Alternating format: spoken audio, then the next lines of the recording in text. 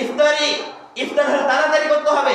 ইফতার যে সন্ধ্যাবেলা যে আপনি ইফতার করবেন, ইফতার তো হলে তাড়াতাড়ি করতে হবে, দেরি করতে করা যাবে না, দেরি তো করে যাবে না। তার প্রমাণ সুনান আবু দাউদ হাদিস নাম্বার 2355 নম্বর হাদিস, রাবি হযরত আবু হুরায়রা তিনি বলেন ক্বালা রাসূলুল্লাহ সাল্লাল্লাহু আলাইহি সাল্লাম, রাসূল সাল্লাল্লাহু আলাইহি সাল্লাম বলেন লা ইয়াজালু দীনু জাহিরান, ওই সময় অবধি দিন বিজয়ী অবস্থাতে থাকবে যতক্ষণ কি করবে, লা আযালুন নাসুল ফিতনা, যতক্ষণ মানুষেরা এই ইফতারে তাড়াতাড়ি করবে, অতক্ষণ পর্যন্ত দিন হলো বিজয়ী অবস্থাতে থাকবে, দিন ভালো অবস্থাতে থাকবে যতক্ষণ মানুষ হলো এই ইফতার তাড়াতাড়ি করবে।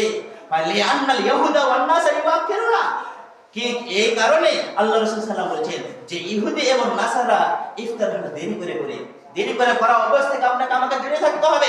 যদি এটা আপনি আমি যদি অভ্যাস করে নিই, যদি আমি যদি এই অভ্যাস করে নিই, তাহলে ইহুদের খালাতো ভাই আপনাকে হতে হবে, আমাকে হতে হবে। এই কাজ থেকে আপনাকে দূরে থাকতে হবে, এই কথা আমার নয়, আল্লাহ রাসূল সাল্লাল্লাহু আলাইহি ওয়াসাল্লাম বলেন যে লিআন্নাল ইয়াহুদা ওয়ান নাসারা ইউআখিরুনা, ইহুদি এবং নাসারা হচ্ছে তারাও রোজা রাখে এবং ইফতারি কি করে, দেরিতে করে।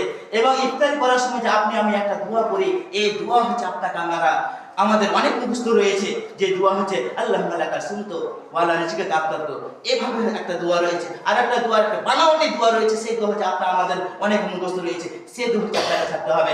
দোয়া হচ্ছে আপনাকে কি করতে হবে, এই যে ইফতারের সময় হচ্ছে আপনাকে বিসমিল্লাহ পড়তে হবে।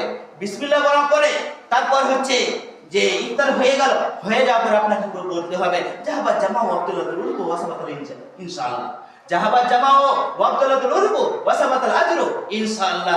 এই দোয়া আল্লাহ রাসূল সাল্লাল্লাহু আলাইহি ওয়াসাল্লাম শিখিয়েছেন এবং এই হাদিসটি সেই হাদিস রয়েছে সুনান আবু দাউদ হাদিস নাম্বার 2359 নম্বর হাদিস, রাবি হযরত ইবনে ওমর। অতএব এই হাদিস থেকে আমাদেরকে বোঝা যাচ্ছে যে আমাদের এই সামনে রমজান আসছে, রমজানের জন্য আমাদের প্রস্তুতি নিতে হবে।